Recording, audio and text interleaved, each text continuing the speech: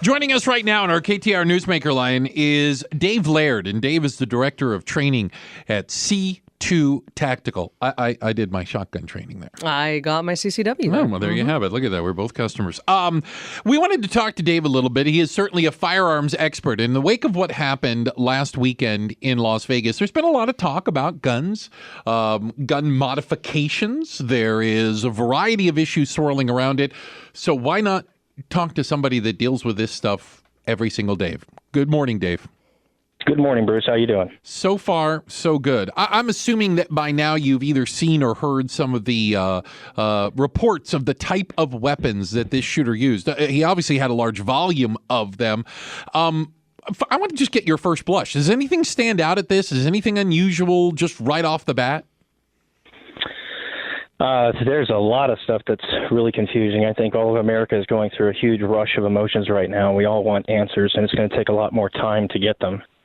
Clearly, this is somebody who is deranged, but has lived his life without any kind of stuff going on in his background, which allowed him to legally purchase firearms, stockpile them, make this elaborate plan, but this is completely out of character according to his brother's statements. He's filthy rich, and so he could have done this any number of ways. It's really unfortunate that he chose to do any of this at all. We would like to think that there's programs out there that can help people that suffer from these types of delusions, and we're still all curious as to why. Sure. And even if we get the answer, what will that really ultimately do for any of us? It's not going to give any of us closure to this horrific tragedy. Well, Dave, you talked about the stockpile. And what we're learning is from October of 2016, so October of last year, up until a week ago, this man purchased 33 firearms in 1 year. Does that send up a red flag? I mean, what does that mean to you?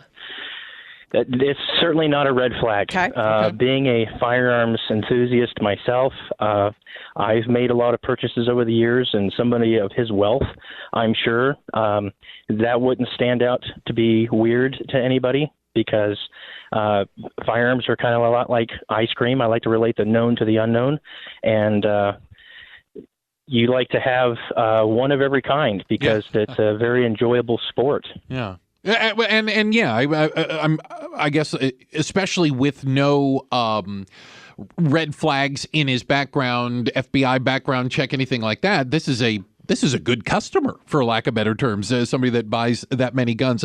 We're talking again to Dave Laird, and Dave is the Director of Training at C2Tactical. I want to talk a little bit about a terminology that I'd never even heard of, and I have a variety of weapons. The bump stock, which apparently, I'll have you describe it, can take a regular semi-automatic rifle and turn it into something a little more. Well, first you mentioned the FBI background check. Yes. A lot of people want to talk about having more serious background checks, but we've had incidents in the past where criminals were, like the South Carolina shooter, Darren, he went through the background check and they didn't catch it, and he was issued his firearm anyway. So it's not a fail-safe. It's nice to have those things in place, but the federal government has to be doing their job and stay on top of those things as well. Yes, sir. But to get back to your question about the stock that he used, and I've only seen pictures of one out of however many firearms that he had. Most of the people in the industry see this as a novelty item. Okay. The rifle that he installed it on costs in excess of $1,000, and once you install that stock, it no longer does what it's supposed to do, and which is, it's no longer accurate. It manipulates your trigger finger so that it complies with the ATF rules and allows you to press the trigger more quickly. But it's still not at the normal rate of a fully automatic fire. And again, this guy would have passed a background check. Sure. If he started stockpiling these guns a year ago, he could have applied for a fully automatic firearm, and chances are he probably would have been given it because he doesn't have what most of us have as a limitation, which is the financial part of it. It's very expensive. It's a very long process. It's very difficult, and we're very passionate about always complying with the law to not lose these rights. But Dave, you talked about that bump stock, and you talked about how it's a novelty usually. is legislation and bills being proposed right now to ban those types of accessories. Do you think those types of accessories should be illegal? No, and I don't see that would have made any difference. Had he not had that, still with the number of firearms that he could have had revolvers and been just as dangerous, even from that distance. The fact that he used that probably prevented us from having greater casualties. Okay. Wait. The fact that he used that prevented us? The bump stock, you think, led to fewer casualties, not more? In my opinion, you've got 22,000 people in a very tight group, and they have limited access to exits.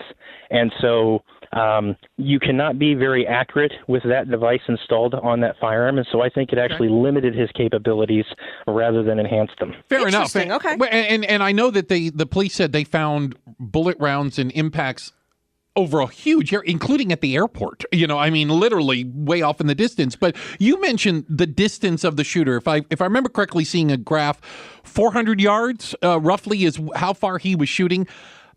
That seems to be a pretty best guesstimates that I have right now. Yeah, that's a long distance, isn't it? It's an incredible distance. It's really pushing the limits of the device that he was using, in my opinion. And again, that probably aided in the fact that we didn't have greater casualties because of that. Yeah, because he expended, we know, hundreds, if not thousands of rounds, are still counting him in that sense. The number of people hit still is a smaller percentage of the actual number of bullets he fired. I would be real interested, and I think a lot of people are, as to how many rounds he actually fired, because then we can start to calculate the percentage of misses, which I think is going to far exceed anybody who was injured or killed. Yeah. We're talking with Dave Laird, the Director of Training at C2Tactical. And Dave, one last question for you here. This is something that you do, and so your opinion, are there any gun laws that would have prevented this? Are there any reasonable gun laws that we could take a look at and potentially change or strengthen or weaken? I don't know. Is there, in your opinion, is there anything that can be done when we talk about 33,000 people a year die from firearms and 93 a day?